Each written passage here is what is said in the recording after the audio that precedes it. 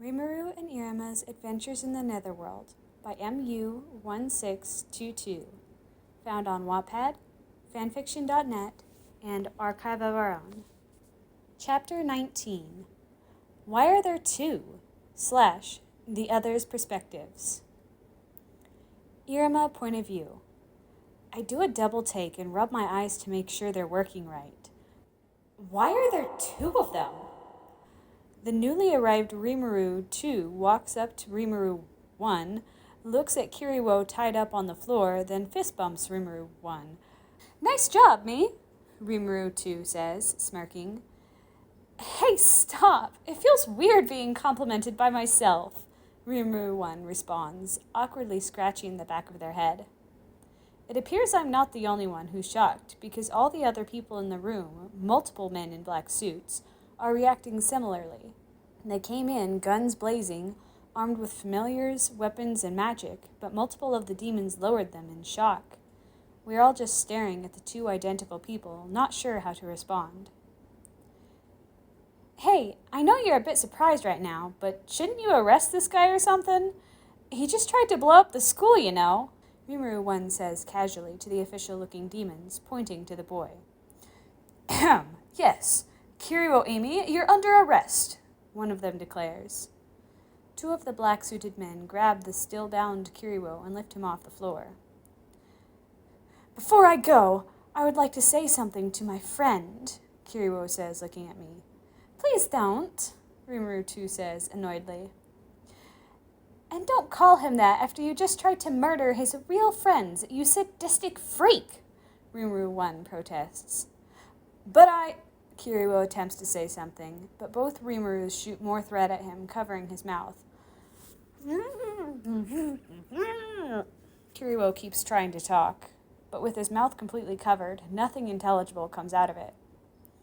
After being silenced, he is carried out of the room, futilely squirming to escape his bindings. As soon as he's gone, I see Grandpa push through the group of police. He runs up to and hugs me tightly. My precious grandson, are you okay? Are you hurt? I'm fine, but, I say, pointing at the two Rimurus standing next to each other. What? Both of them turn their heads in my direction and ask simultaneously, wearing the same expression and everything. Why are there two of me? I nod my head frantically. That's a trade secret, both of them say playfully, winking at me. I groan at their canned response. Why does she have to be so secretive? I'll explain later, away from all these people, I hear Rimuru's voice in my head.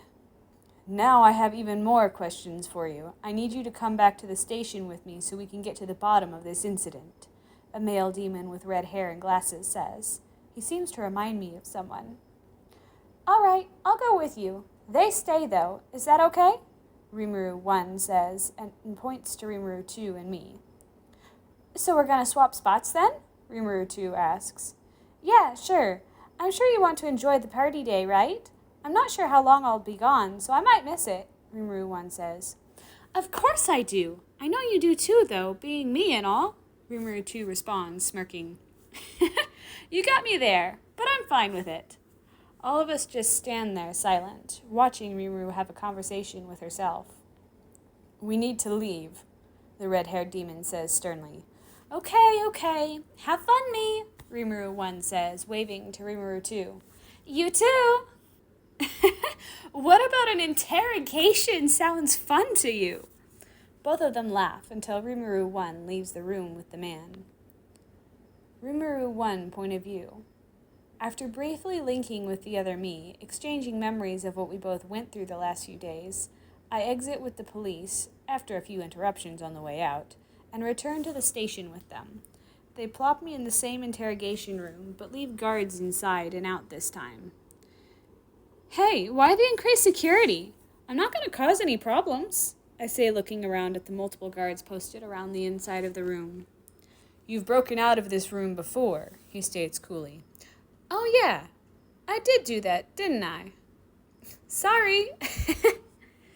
Mr. Azazel walks up to the table I'm sitting at and sits across from me, glaring in a way that makes me think he's trying to be intimidating. Now, tell me exactly what went down at the school. I need to know all the details. Sure, I don't have a problem telling you that. That Kiryu guy? He's been acting suspicious for a while, so I've kept an eye on him. Unfortunately, my brother took a liking to him and wanted to join his battler, so I joined with him. One thing leads to another, and Kiryu ends up taking an idea Iruma came up with for the battler party and uses it to make a bomb to blow up the school. The dude's a psycho, getting kicks out of seeing people suffer, so I put an end to his plan and captured him. Oh, and he's working under someone else, taking orders from them. Who would that be? I'm not sure if I should say. You probably won't like it. Tell me. Despite my warning, he demands an answer, so I give him one. Ball of the 13 crowns, I say nonchalantly. Henri's eyes widen slightly at my accusation. How can I trust that you are telling the truth? He asks skeptically. What would I get out of lying? I'm sharing extra info with you to help you out. Take it or leave it. That guy egged Kiryu on, giving him instructions on what to do, and when promising that his sick fantasies would come true if he did. The whole thing was Ball's idea. Kiryu was just a pawn for the most part. And how do you know this? As I said, I've been spying on Kiryu for a while now. He's been taking phone calls from Ball, planning out exactly what ended up happening at the battler party. I didn't know for sure until I heard his voice in person at that dinner. That sealed the deal. I know this is just one person's word, but should at least investigate him. He'll probably cause more trouble in the future since he seems intent on causing chaos. Said something about going back to basics? All right, I will look into him. I've been suspicious of him for a little while, but did not have probable cause to investigate. Thank you for this, but I need to discuss something else with you alone, he states, looking around the room at his staff. They get the message and file out of the room. Oh? What would that be? I know that boy Iruma Suzuki is human. Henri Azazel point of view. How do you know? Why are you bringing this up right now? Rimuru asks, her demeanor darkening with the change of subject. I feel an obligation to do something about his presence here. He doesn't belong in the Netherworld. I intend on taking him back to the human world, but I have a feeling you might be an obstacle to that endeavor, I explain to the strange teen sitting before me. He's been through enough already. Don't rip him away from his life here, she demands. Yes, that is exactly my point. He has been through enough. It is unprecedented for a human to be in the Netherworld. They are such fragile creatures, unable to survive against the dangers here. That is why I believe he must return to where he belongs. So that's your motive? You're concerned about his safety? Well, so am I. That's why I'm here to protect him. It's unnecessary to send him back there, she explains. Here to protect him? There's no way that this girl is capable of that. There are too many threats here for one person to handle. What makes you think that? No average demon could protect him from all the dangers of the Netherworld poses to humans. I understand you are quite powerful, but eventually you will find yourself in a position where you cannot protect him. You don't know me. I'm no average demon, she stated confidently, staring at me with her golden eyes. Indeed, I know there is something off about you, but I can't pinpoint what exactly. You closely resemble a human, yet I can tell you're not one of those either.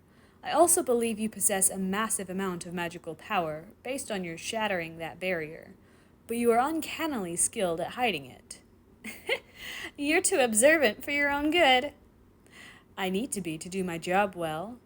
Now, will you cooperate with me? If you want the best for the boy, you should let me send him back. Do you understand the circumstances behind him being brought here? She asks calmly. I know that Lord Sullivan abducted him and is forcing him to... I start to recount my knowledge of the boy's situation. I'm gonna stop you right there. He didn't abduct him. The little shit stains he has for parents sold him to Sullivan. He was used, abused, and neglected by them. He had no friends, no support, nothing to bring him happiness. Do you really want to send him back to that? Rimuru raises her voice, upset by what happened to that human boy. I understand that, but... No, you don't understand. He's happy here. He has friends, family, love, she vehemently declares. I still am obligated to return him, so I will regardless. I state my intentions, despite the change in background information. Not against his will, you aren't, she says angrily, slamming her hand on the table. I haven't even proposed returning to the Netherworld to him. How do you know he does not want to go back? Because if he did, he would tell me. He trusts me now, and I would personally return him to the human world if that's what he wanted. You are capable of that? I ask, confused by her words. Yeah, I even considered offering it when I first met him. I changed my mind when I discovered the circumstances I shared with you. How is that possible? I pause, thinking deeply about what Rimuru just said before responding. Who and what are you exactly? I ask, after resolving myself. I'm a demon lord, she says flatly. What? I ask, my head spinning from her sudden declaration. There's no way. How could she be one of those? They're the stuff of legend, being on par with, if not surpassing, the Demon King in power, existing in worlds connected with the realm of our origins. Born of the souls of slaughtered humans, being of great power and terror, ones who rain destruction upon the world they exist in. How could this teenager, even if she does possess a great deal of magic, be one of those monstrosities? Yes, a demon lord. I don't need to explain what that is, do I? She says ominously. I calm myself externally while attempting to deny the idea of what she just claimed. No, I am aware of the implications of such a title, but you don't give off the air of a demon lord. You are much too open, friendly, and innocent-looking, I say, dismissing the idea that she could possibly be a demon lord. I get that a lot, she responds, amused, chuckling to herself at my words. Also, I know how demon lords are born. You don't seem to be the type of person capable of killing more than 10,000 humans. I explain my knowledge to make her realize what she just claimed. I believe she is lying, assuming the title without realizing what it means. I may be a pacifist, but that's exactly what I did. I had good reason to.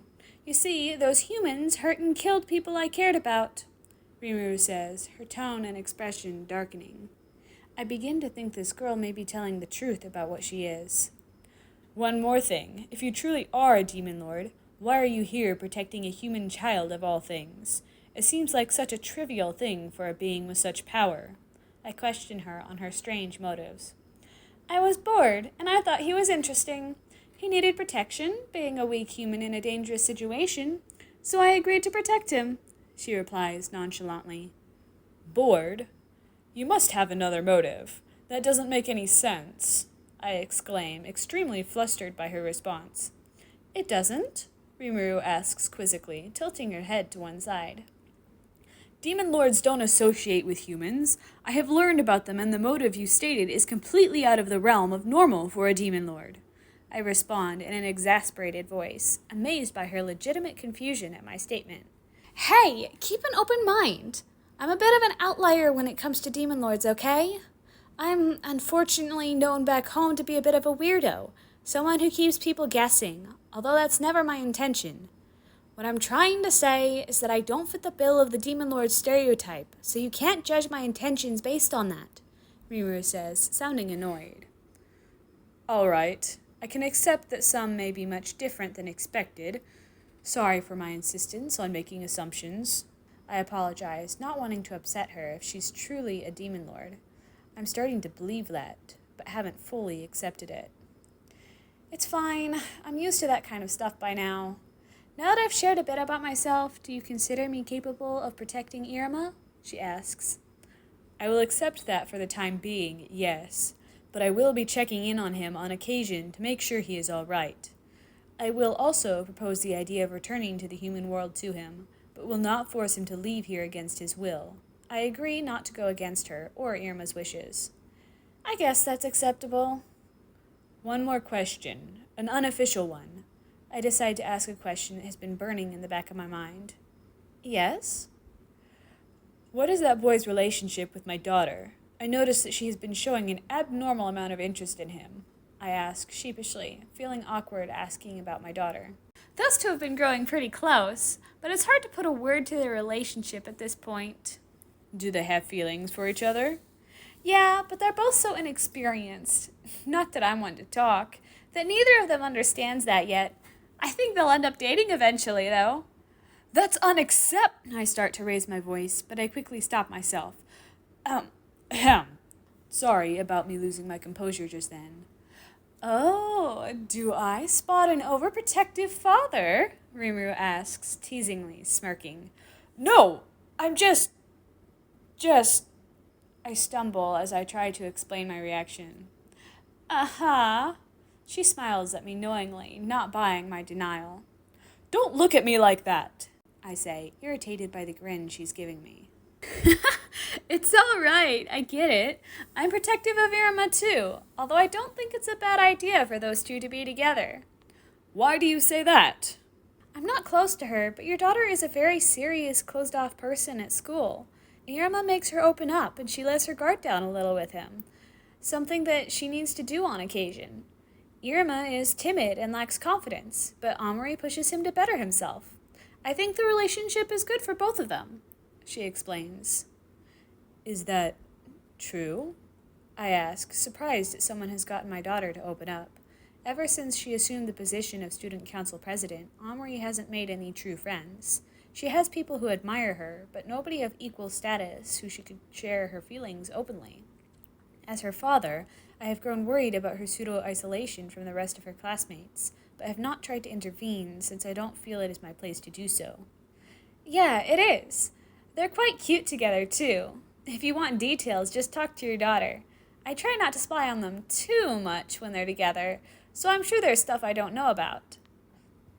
I will have to do that, I say, considering how I could approach my daughter about such a subject. Can I leave? Rimuru asks, noticing that I'm losing interest in further discussion. Yes, but expect an official visit soon. I need to make the offer to Iruma as we discussed, I say, repeating what I intend to do. All right, will do, she replies before leaving of her own accord. Amori point of view. Time jump backward. After Iruma leaves with the volume of first love memories, I sigh. Real fireworks? Will I really be able to see them? Of course, I will. Iruma will pull it off for sure. Standing there, picturing what fireworks could possibly look like in real life, I get so lost in my thoughts that I almost don't hear the knock on my door. Yes, who is it? It is I, the great... Veldora. You again? I already told you no, I say, irritated to see this man's face so soon after shooing him away. This isn't about that, he insists. What do you want, then? I ask, squinting my eyes at him suspiciously. I have a message for you, from Rimuru. They'll be mad if I don't give it to you. Veldora replies with hints of desperation in his voice. What is the message? Be prepared for the party eve. I have no idea what that means, but that was what I was told to tell you. I don't need her to tell... I begin to complain, since I am already preparing to help with security for the festivities. But then I realize what Rimuru was actually trying to say. That thing she warned me about. She's telling me that it's happening on party eve. Veldora cocks his head to one side, seemingly confused by my stopping mid-sentence. Ahem. Thank you. You may leave now. I thank the annoying man and send him away again. Sure, he replies. Now Rimuru owes me some manga since I did them a favor. Veldora whispers to himself, snickering as he leaves the room. It's happening on party eve, huh? I need to be prepared, not just to protect the school, but also so I can see Iruma's fireworks. Later. President, there are invisible walls everywhere. Students are beginning to panic. What should we do? This must be what Rimuru was talking about, and students are panicking, just like she predicted. As the president of the student council, I must help maintain order. We, the student council, must remain calm and be an example to the rest of the school. Calmly assess our situation and make sure everyone else is safe. Yes, boss, all my subordinates say before running out of the room to carry out my orders. I hope Rimuru was right when she said she could handle all this herself. Wait, didn't Iruma mention that Rimuru is absent right now? Oh no. Hello, students. Can you all hear me clearly? Did that surprise you? Well, you can all relax. That was a surprise event created by the new Magic Battler and the Game Battler. The whole school is now a maze. Avoid those nasty invisible walls and head toward the goal, the Central Plaza. We even have prizes for the winners, so get fired up, the voice of Professor Dolly says. A surprise event, so that's how the teachers decided to reestablish order. Very clever, but that doesn't fix the underlying problem. Filled with a sense of dread, I run to the Central Plaza where most of the students are gathering. I bumped face first into a few barriers along the way, which would have been super embarrassing if anyone saw it, but managed to get to the plaza fairly quickly. Professor Caligo! I yell as I run to the professor. What is it, Miss Azazel? I'm quite busy right now, he says, sounding annoyed by my interruption. Yes, I'm aware of that, sir. I want to know what I can do to help. I know there is more to the barriers than a surprise event, like the announcement said, I explain, trying to grab his interest so I can warn him. The professor raises an eyebrow at my words. How have you come to such a conclusion? He asks skeptically. I can't tell him Rimuru told me. I promised to keep her investigating a secret. Such an event would not be permitted by the school, since it would, and has, caused panic among the students. I explain an alternate reason I could have come to this conclusion from. You are correct, Mrs. Azel. This predicament is not something the staff was aware of. We believe it to be some kind of immature prank by one of the students here, and I am currently trying to find the culprit, he explains, his voice filled with irritation. Sir, if I may be frank, I do not believe this is a simple prank. I think it is the start of something more dangerous, and you should take it more seriously. The safety of Babbles is hanging in the balance, I warn him, emphasizing the urgency of our current situation. What do you know about this incident? I can tell you know more than you are letting on, Caligo snarls, squinting his eyes at me suspiciously. Think, Amory, think. What can I say to convince him without him suspecting me? I was given an anonymous tip that someone might attack the school on party eve. I unfortunately didn't take it seriously at the time, something I regret deeply. I lied to the teacher, hating every moment of it. You owe me big time for putting me in this situation, Rimuru. I never thought I would lie to a teacher like this. Very well. Next time, make sure to inform a staff member if you ever come across information like that again. If you would like to assist, help keep an eye out for suspicious behavior among the student body, he commands. Yes, Professor, I shall do that. I begin patrolling the plaza, looking not only for suspicious behavior, but for Iruma as well. I also keep an eye out for Rimuru, hoping she is back, and taking care of the disaster as she promised. Despite being hyper-aware of my surroundings, I don't find anyone suspicious or either of the two people I was looking for. I hope Iruma is all right. I don't want him to get hurt. I continue to keep an eye out, trying my best not to think about the disaster that might happen. I have to trust in the teachers to handle this. I'm sure they can handle this, even if Rimuru's not around. Professor Caligo, in particular, is a very strong demon, being rank 8, so he should be able to overpower any average student that is planning to harm others. Time passes. Students enjoy the festivities, unaware of the potential disaster, and eventually, the countdown to party day starts. Nothing more eventful has happened, and almost all the students are gathered in the plaza. 30, 29, 28, they chant in unison. Maybe the professors have already apprehended the culprit? Nothing has transpired, and Rimuru said it would happen on party eve. Maybe the barriers were the extent of the incident? 27, 26, 25. Something strange grabs my eye. I see a flash of light from the roof of a portion of the first year's tower. I look up and see someone familiar lit up by the light emitting from their hand. Iruma! He shouts, and a light blue stream of magic bursts out of his outstretched hand, pushing a ball-shaped object high into the sky. The pushback from the spell causes him to fall flat onto his back. Is he all right? I feel the urge to fly up there and help him, but just a moment later he stands up, seemingly okay. I breathe a sigh of relief. I conclude that the ball must be the fireworks, and he's using magic to carry them into the air for some reason.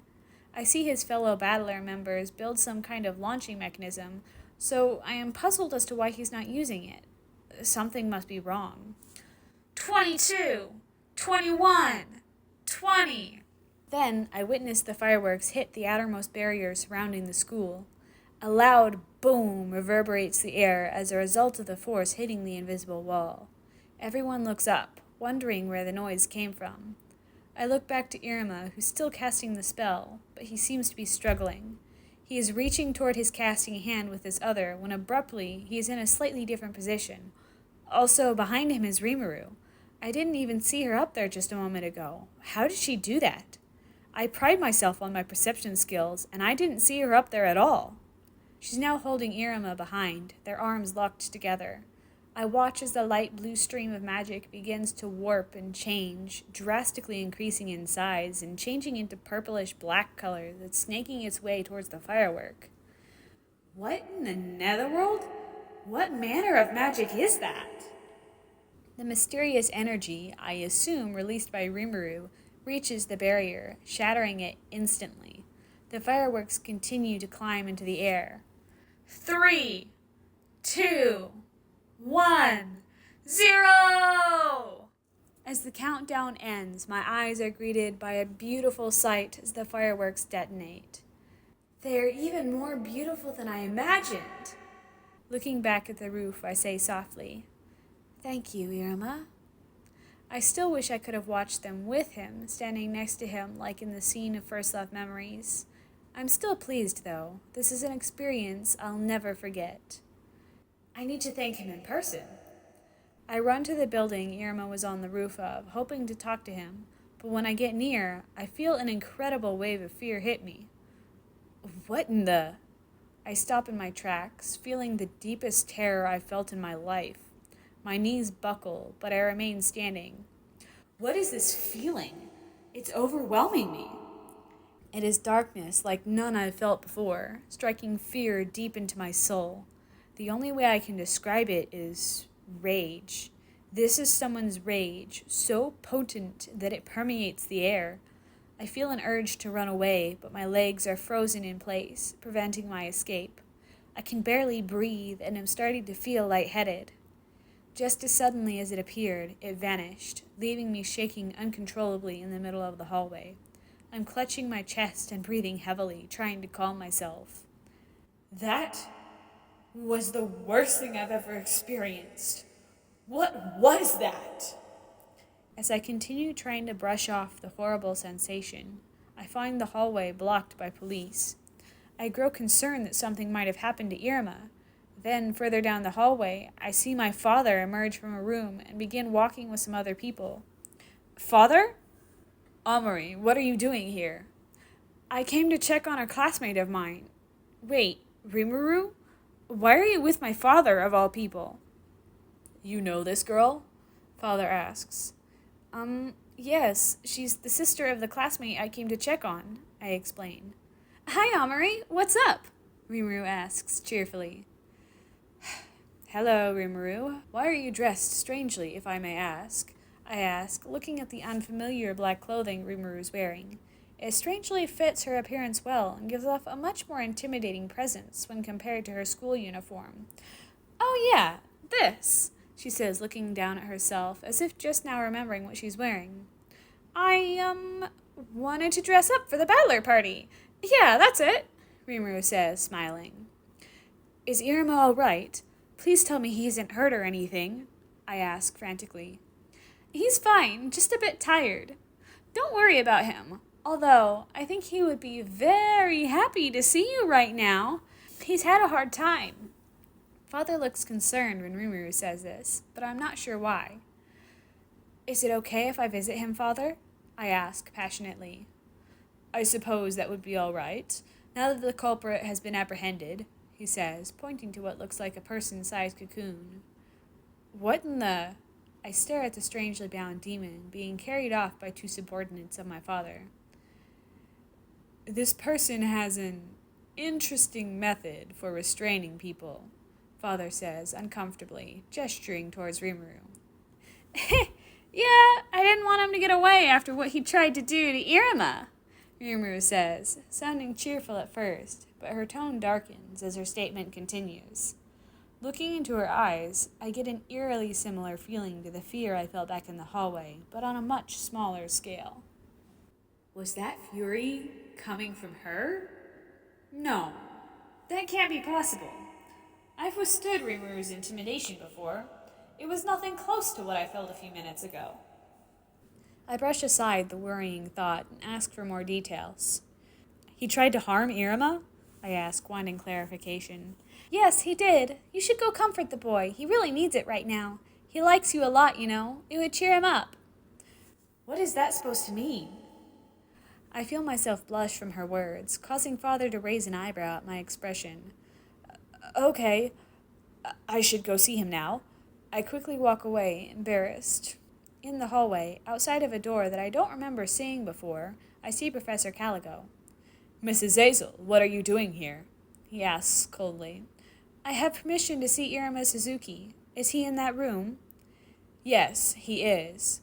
I walk through the door and see Iruma, Chair Demon Sullivan, and Rimuru?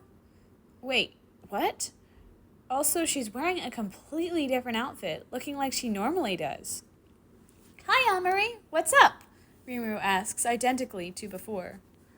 I try to think of what to ask in this insane situation. Just don't worry about it, Amari, Iruma says flatly. He's sitting on the same roof I saw him standing on, his feet dangling over the edge. I can't help but be frustrated by the situation, but I know that now isn't the time to inquire about such things. Right now, Iruma needs me. Hey, Grandpa, let's leave these two alone for a few minutes, Rimuru says, smirking mischievously. But, Lord Sullivan says, sounding torn as he glances over at Iruma. Rimuru then whispers something unintelligible to him, and he nods his head before following Rimuru out of the room. Iruma, are you all right? Tell me what happened.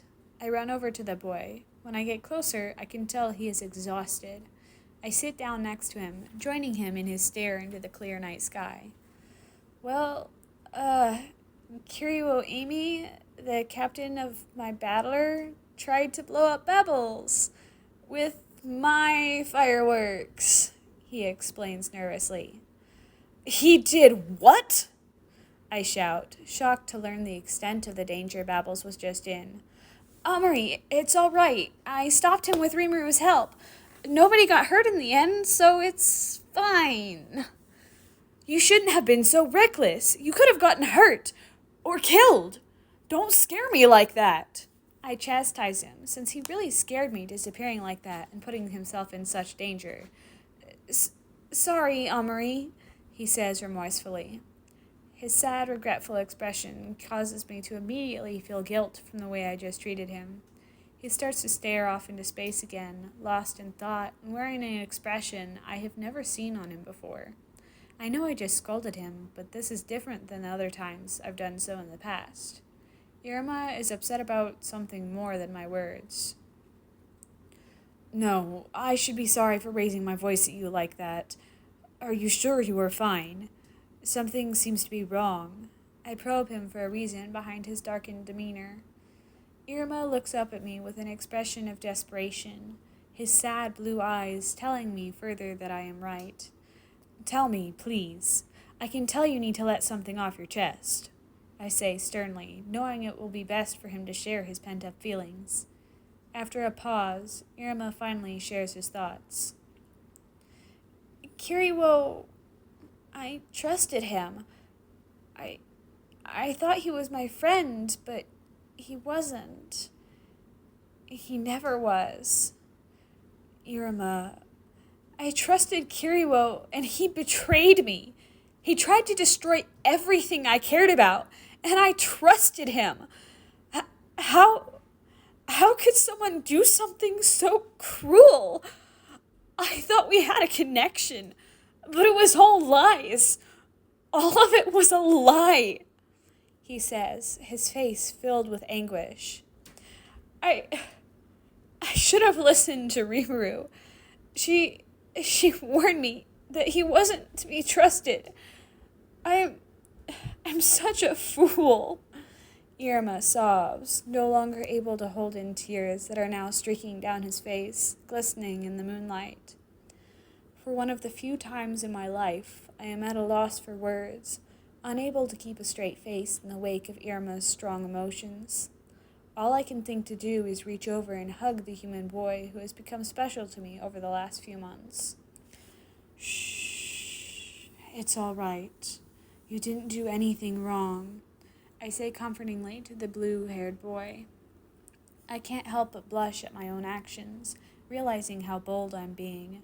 Despite my worries, though, Iruma doesn't pull away, but hugs me back and cries into my shoulder instead.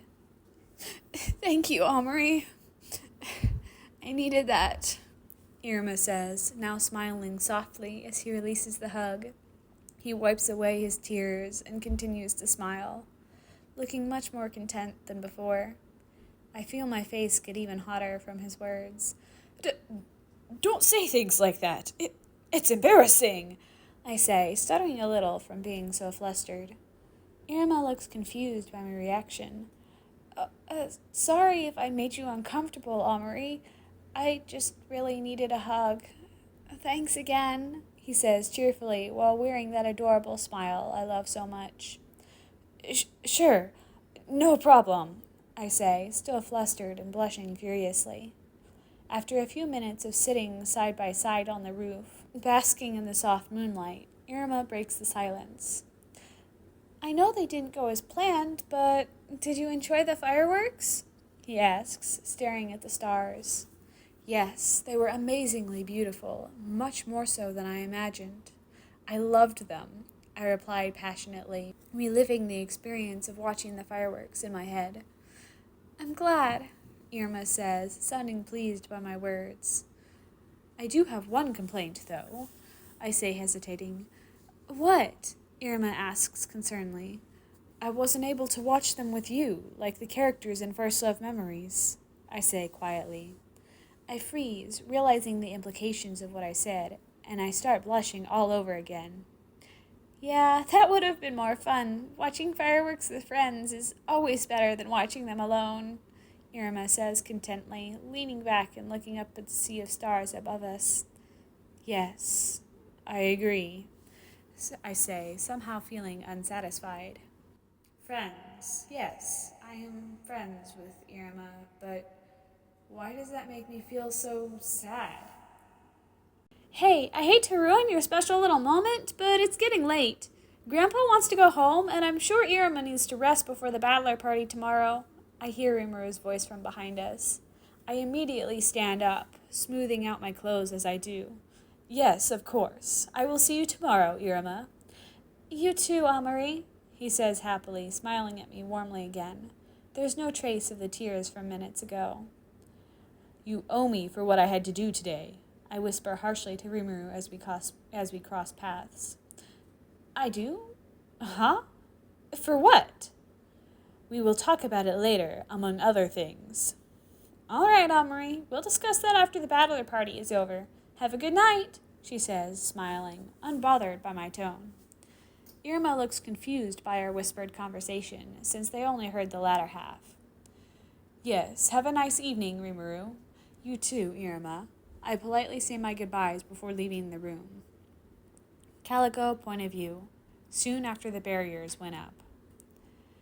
First, that asinine chair demon gets himself arrested, then he dumps all his work on me by putting me in charge of his absence, and now this?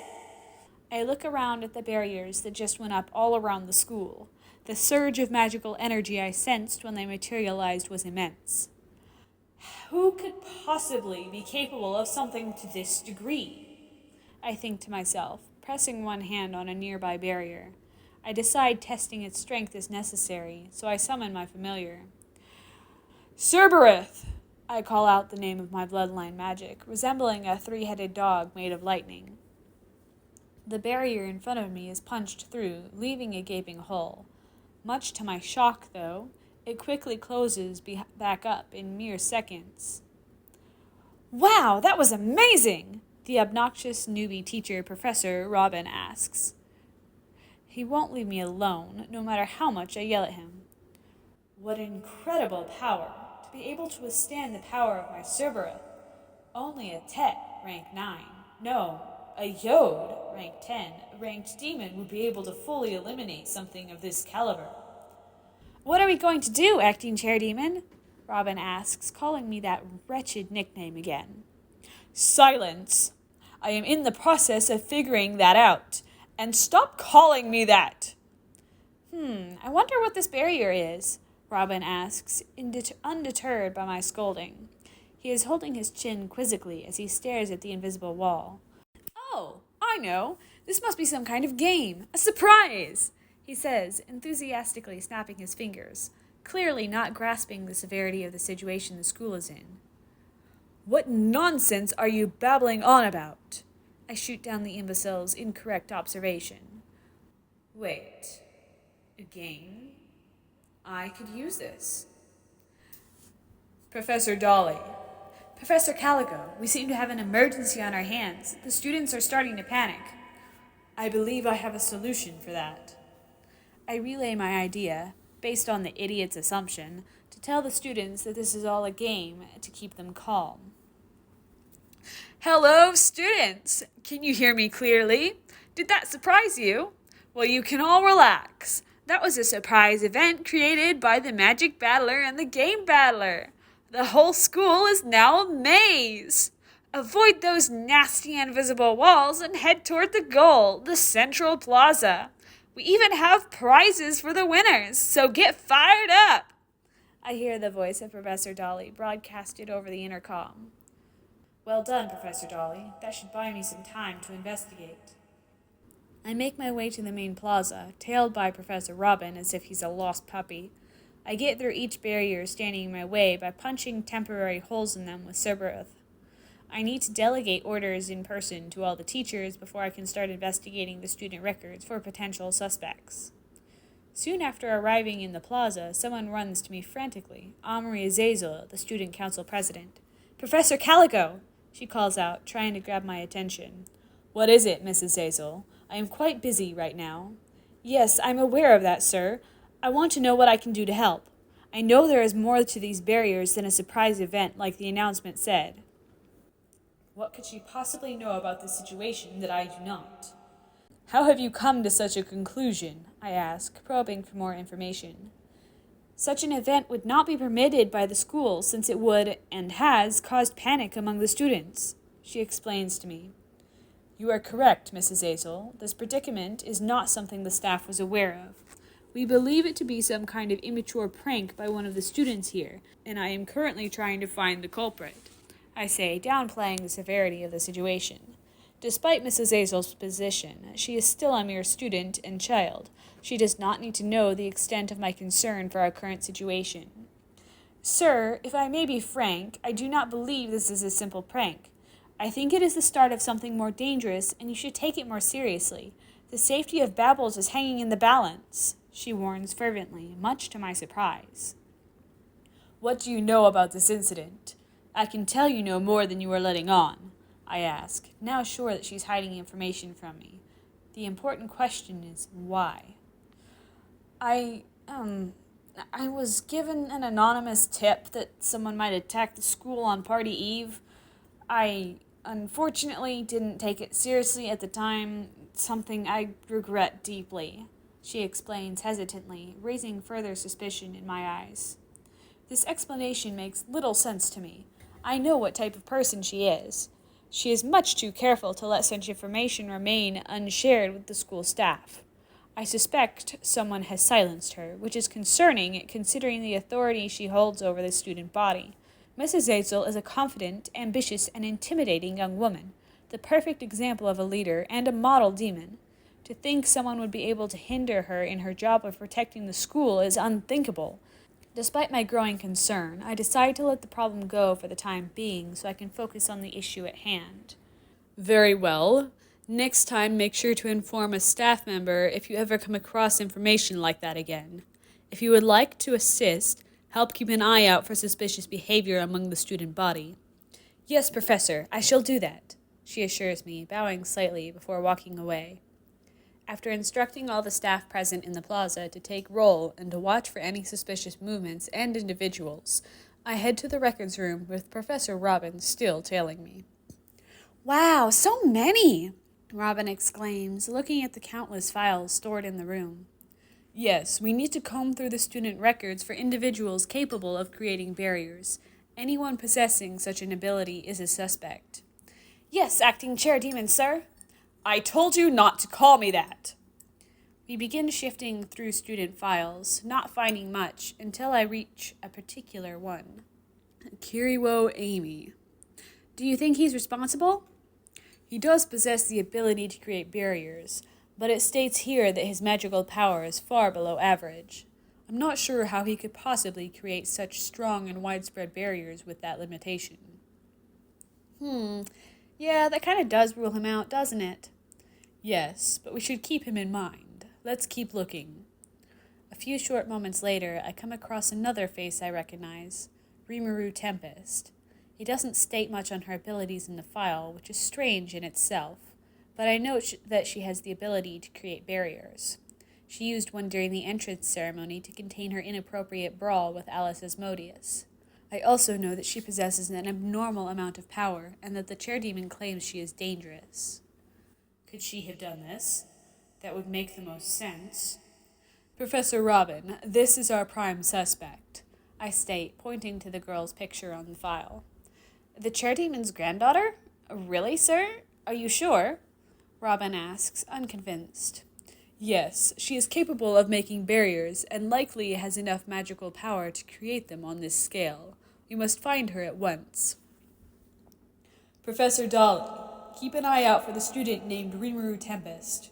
Also, look for her brother Iruma as well. He may know where she is. Her two friends Clara Valak and Alice Asmodeus may know as well. So look for them too. Yes, I will do that, Professor.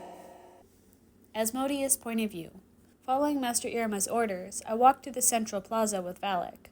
Most of the students are gathered here, continuing to enjoy the party eve the best they can with Kiriwo's barriers in place. Mr. Asmodeus! Miss Valak! Professor Dolly shouts frantically as he runs towards us. Professor Dolly, what do you need? I ask, puzzled by the urgency in the professor's voice. Where is Miss Tempest? I need to speak to her immediately, he demands desperately. What do you need from her? I ask, still confused. You don't need to worry about that. Just please tell me where she is if you know, he replies without answering my question. Riri's been at home for a few days since she's sick. I wish she was here, Clara whines, pouting. She's been absent? She can't possibly be responsible for the barriers, then. The professor trails off, sinking into his thoughts. Riri didn't make them. Kirion did, she proclaims. Author's note. No, I did not misspell Kiriwo's name. Clara just calls him that because she's Clara. Yes, we believe he is responsible for them, but we do not know his motives, I explain further, since Valak is not good at coming across clearly. How do you know this, Miss Valak? He asks. They taste the same, she clarifies. She sounds annoyed, as if what she says should be obvious to everyone. I facepalm at her ridiculous explanation. Professor Dolly looks confused and concerned, but doesn't comment on Valak's odd explanation. Okay. Thank you for the information, you two. Make sure to stay in the main plaza. Don't go wandering off. I may have more questions for you later. All right, sir. Will do, I say before watching the professor walk off. Calico, point of view. While looking for my prime suspect, I get a message from Professor Dolly. I spoke with Clara Valak and Alice Asmodeus. Apparently, Rimuru Tempest has been absent from school. That's odd, but does not eliminate her as a suspect. She could still be lurking somewhere in the school, using her official absence as an alibi. Additionally, the two told me that they believe that the barriers were made by Kiriwo Amy, not Rimuru. The boy does not possess enough magic to produce barriers on this scale. Rimuru still makes more sense. Her friends could simply be covering for her. That's definitely a possibility, but I think you should look into Kiriwo Amy some more. Maybe he was storing up magic for a long time. That could explain how he pulled this off. Yes, that would make it possible for him to accomplish this, but that would mean he has been planning this for years, considering how meager his magic stores are. I will keep that possibility in mind. Thank you, Professor Dolly. I still believe Rimuru is the culprit. She made me feel uneasy for a long time. I am not normally someone who relies on this, but my gut feeling tells me she's involved in this mess. Later that night. Boom! I hear a deafeningly loud, explosion-like sound come from outside. I glance out the nearby window and see a light blue stream of magic connecting a person and the top of the barrier. The hitting of the invisible wall must be the source of that noise. Knowing that this must be related to the whole predicament, I run at full speed in the direction of the source of the magic. Unfortunately, my progress is greatly hindered by the barriers, requiring me to stop and break them as I go. Still running, I suddenly hear something different. It sounds like the shattering of glass, and I watch as the barriers in the hallway crumble and dissipate before my eyes. What in the Netherworld? I find another window and look outside once more. The stream of magic, now mysteriously a different color, is no longer connected to the unknown person standing on the roof, but is instead flying high into the air. 5, 4, 3, 2, 1, 0! I hear the countdown to party day come to an end. Just as this happens, the sky lights up with explosions. The lights produced are of many colors, igniting the scenery below with their blinding luminescence. What is all that? I ask, shocked and amazed by what I'm witnessing. They're so pretty, sir, Robin exclaims, dazzled by the light show. Yes, but what are they? I have no clue, but I like them. We need to keep going. Time is of the essence. Yes, Calico, sir. As I get closer to my destination, which still took a good few minutes despite the barriers now being gone, I am stopped in my tracks by something peculiar. We are hit with a wave of energy with pure hatred and anger embedded within. It takes all my willpower not to collapse on the floor. Professor Calico, sir? What is this feeling? Robin says, now sitting on the floor, hugging his knees in terror. I don't know, but it is concerning. I've never felt such a strong magical presence in all my years, I reply, thankfully able to stay on my feet. The last thing I want is to collapse in front of this buffoon. After a few agonizing moments, the aura abruptly ceases, leaving the foolish newbie an absolute mess in its wake. Can I be excused, sir? I don't feel so good, he asks, clutching his stomach. Yes, you may go back to the teacher's lounge. I can handle this myself. Thank you, sir, Robin says before stumbling off, looking like the life's been drained out of him. I despise him, but I can't help but feel pity when I see him in such a state. As I continue, I see multiple demons gathered outside of a door I was unaware existed. They appear to be policemen, and two of them are carrying something. I also notice my prime suspect, Rimuru Tempest. She's dressed strangely, but I still recognize her signature light blue hair and golden eyes. So you were responsible after all, I declare after spotting my prime suspect in police custody. What in the world are you talking about? She asks, sounding annoyed. You are under arrest, right? For making those barriers and endangering the school? I double down on my accusation. I'm not under arrest. Do you see any handcuffs on me? No, you don't. I captured the person behind all this nonsense, and I'm going with these gentlemen to let them know all the details of what went down. Let me explain, Professor. The man in charge of the group interjects. Calico, Professor Calico. I give the man my name. Professor Calico, let me introduce myself. I am Henri Azazel, Chief of the Demon Security Police. The one responsible is the third-year student, Kiryu Amy. This young lady captured him before we could enter the school due to the barrier separating it from the outside world, the man explains. Yeah, didn't you notice him? He's right there, being carried by those guys, Rimuru explains, pointing to the something in the men's arms. I look a little closer and discover that it is indeed a person. Sorry for making assumptions. I should not have accused her without sufficient evidence. I apologize to the chief. I think you should be apologizing to me, not Mr. Azazel, Right, Professor? The girl asks tauntingly, as if rubbing my wrongdoings in my face. I'm sorry, I wrongfully accused you, Miss Tempest. I reluctantly apologize through gritted teeth. This is so humiliating. Thanks for the apology, but I should get going now, she says as she turns to leave. Yes, we have much to discuss, Azazel agrees, following her. Still racked with humiliation, I watch the group walk away with the suspect in hand. Then, after a few moments, the door opens and two people emerge from the room. Chair-Demon Sullivan and his granddaughter? And she's wearing different clothing, too. Oh, hello, Professor. Sullivan greets me cheerfully. Hi, Professor Caligo. What are you doing here? Rimuru asks cheerfully. But how... You were... And now you're... I say, pointing at her and in the direction of where I thought she just walked off. Oops, you saw the other me, didn't you? She asks, chuckling at my confusion. Other you? I ask, not understanding what she means by that. Yeah, that's something I can do, but don't worry about it, Rimuru assures me with a smile, but it only upsets me further. Lord Sullivan, please explain, I say, not willing to let such a ridiculous event go. Oh, I didn't know Rimuru could do that either until a few minutes ago. Just don't think too hard about it, Sullivan says, chuckling. Sir, I will not let this go. I demand an explanation, I demand, having had enough nonsense for one day. No can do, Professor. Rimuru doesn't want to give away her secrets, Sullivan says in a sing-song voice, not taking me seriously at all. This upsets me even more. I look to the girl and find her grinning at me, clearly taking pleasure in my confusion and frustration.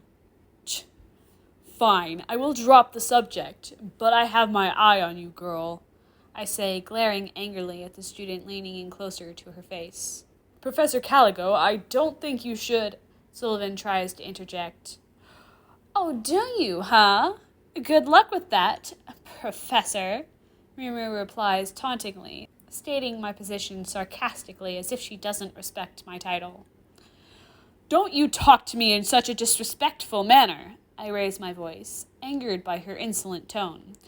Nibirius, please, Sullivan futilely pleads. I can talk to you however I want, Rimuru retorts, also raising her voice. No, you cannot. You must show me respect since I am an adult and you are a child, I demand. Are you sure about that? Appearances can be quite deceiving, you know. Plus, I think you're acting more like a child right now than I am, she says, grinning at me arrogantly. You little... I shout, but am interrupted. Stop! Sullivan screams in a commanding voice, stopping me in my tracks. For once, the goofball of a chair-demon feels like he is worthy of his title. He successfully intimidates me, something I didn't think that fool was capable of. Strangely, the girl doesn't seem bothered by the intensity of Lord Sullivan's words. Sorry, Gramps, I got a bit carried away there, she apologizes matter-of-factly. Yes, my apologies, Lord Sullivan. I should not have raised my voice like that. It's fine, you two. Just don't do it again. Rimuru, go grab Iruma and let's go home. I'm quite tired from all that's happened today, and I'm sure Iruma is as well. Sure thing. I'll be right back. Rimuru enters the strange room, leaving me in the hallway alone with Lord Sullivan. I thought I told you not to provoke the girl, Nibirius, he says solemnly. But she was being so disrespectful. My pride doesn't allow me to just stand there and take that kind of insult. I think tolerating a little disrespect is a worthy price to pay for the lives of countless students and staff, don't you think? What? I ask, not understanding what the chair-demon means by that. Rimuru is the only reason that you're not dead right now. She saved Babbles almost single-handedly. If she didn't break the barrier surrounding the school, the bomb Kiryu Amy made would have obliterated everyone inside. Think for a moment what might have happened if she wasn't here helping us. I pause, thinking about the disaster that was narrowly avoided because of this girl's actions. Who is she really, Lord Sullivan? No normal student would be able to break those barriers, I ask. I am the wrong person to ask. If you truly want to know, ask Rimuru herself. She'll tell you if she wants to. I can tell that girl doesn't like me at all, which will make getting information out of her difficult. All right, Chair Demon, I will ask her, I reply, resolving myself to confront the girl directly at some point in the near future. Not tonight, though, Professor Calico. We need to get back home. Yes, I understand. I will wait until a later date. Just remember, don't upset Rimuru further. If you try to demand she answers your questions, it won't go well. I can promise you that. Rimuru 2, point of view. Another time jump back to the moment Kiryu activates the barriers. I'm still sitting alone in the dull, boring room when I feel it. A relatively strong surge of magic. This is Rimuru, reporting in. The subject has engaged barriers. Over. I receive a thought communication from my clone. It's easier this way, since if I didn't split my consciousness, I would feel the two perspectives overwhelming. That's why I don't use copies like this very much. This is also Rimuru reporting their status is unchanged. Over. I advise alerting the authorities to the situation here so they can apprehend the suspect when I am finished with them. Over. Affirmative. I will inform them of the current status of Babbles. Over. You act so childish and immature sometimes, Master. Don't call me childish. I was just having a little fun, that's all. Ciel giggles. I roll my eyes at Ciel's reactions to my walkie-talkie talk and start to think about how I should let the police know what's going down back at the school. I can't just stand up and tell them the school's in danger. That would be too suspicious. May I give you a suggestion, Master? Sure, Ciel. If those demons attempt to contact someone who is within the barrier, they will fail because of it. All you have to do is coerce them into trying to do so. Then they will realize something is amiss. Wonderful! I think I can pull that off. I stand up and walk over to the door that I know there's a guard on the other side of. Hey, can you hear me? I need to ask your superior about something. Can I talk to him, please? I say, knocking on the door. The man opens it a crack and responds. I will go get him for you. This better not be an attempt to escape. It isn't, I promise.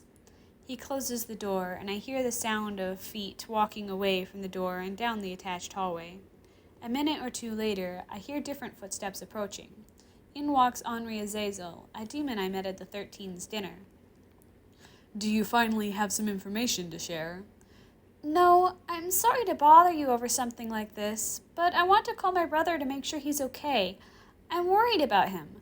The Battler's party's tomorrow, and I want to make sure things are going all right without me there. I make up an excuse that should be convincing enough. We cannot allow you to use your personal phone right now, but we can use a secure line to contact him. Your call will be monitored, of course. Yeah, I expected that. Thank you so much. I thank them cheerily. Follow me. I follow him down the gloomy hallway to another room with a single phone inside. He gestures towards it, and I approach the phone. I dial the number to Iruma's phone. I didn't remember it, but Ciel did. It doesn't even ring and says the line is disconnected. Perfect. Hey, policeman, sir? I think your phone is broken. Could you please help me? I ask, trying to look and sound as helpless and innocent as possible, giving him puppy dog eyes, pouting slightly, and even raising the pitch of my voice a little. Ciel giggles. Stop laughing at me! This is embarrassing enough without a one-person laugh track playing in my head. You are just too good at playing this role, Master. I can't help but be amused by you. Please stop, Ciel. I bet my face is bright red right now. Let me take a look at it. Dial the number one more time, he commands, sounding mildly annoyed by my request for help. I do the same thing as before, this time with him holding the phone. The result is inevitably the same, causing Mr. Azazel to frown, puzzled. He inspects the phone closer, checking to see if any part of it is not as it should be, but he doesn't discover anything. That's odd. Let us try my phone just this one time. I know it is working, since I just made a call not too long ago. Thank you so much, sir. I tell him the number, and he dials it himself. Just as I predicted, this doesn't work either. How strange. It won't go through. Maybe my brother's phone is broken or something. Maybe you could call the school and they could find out?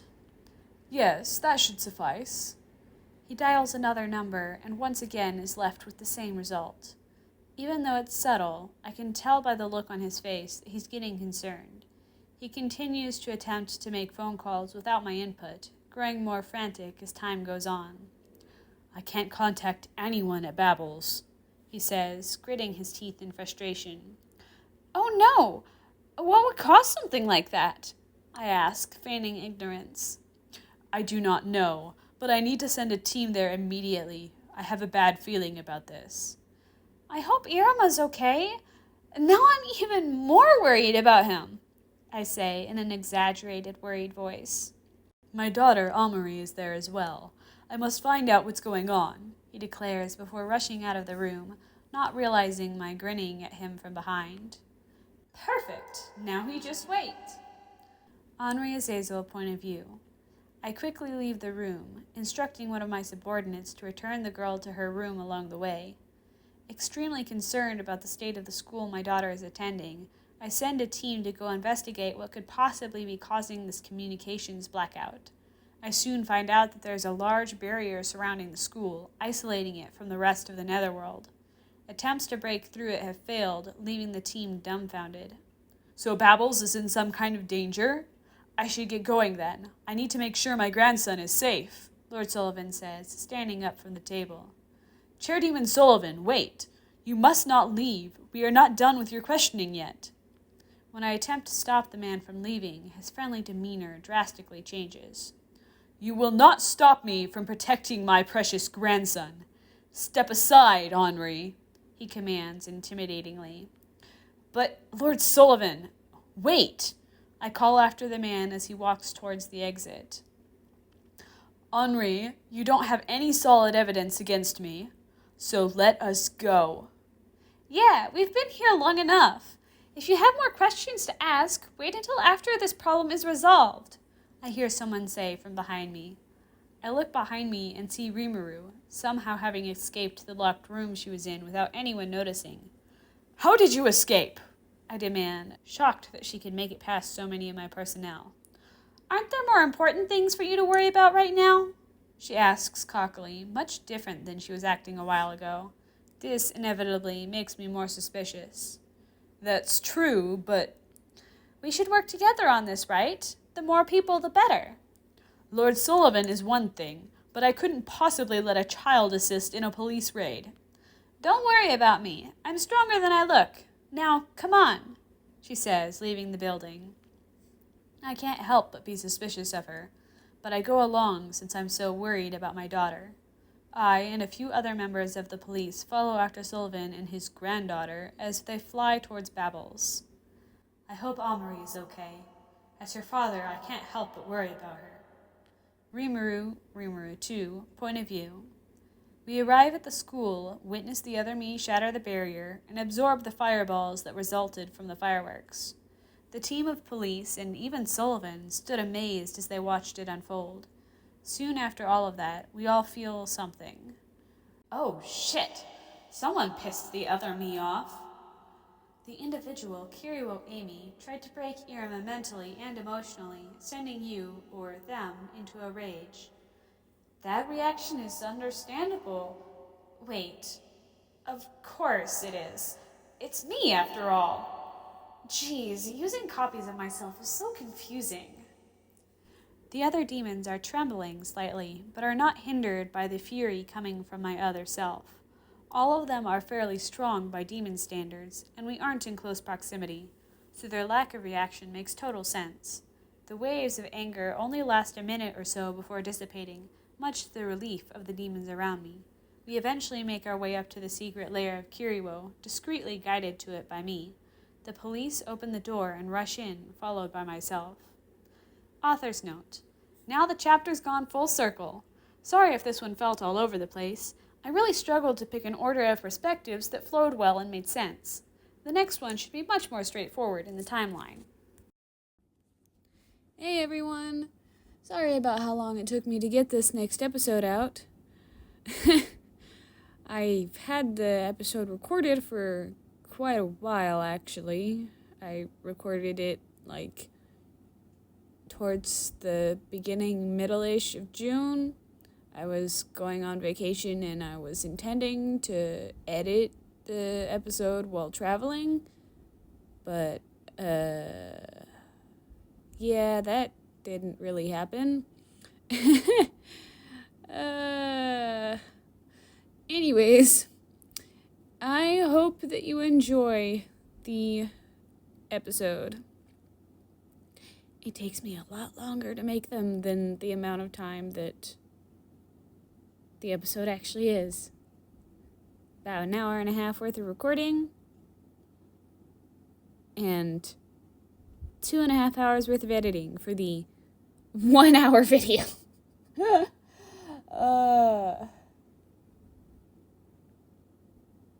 Anyways, I will quit rambling and end the video here. I hope that you enjoyed. Bye-bye.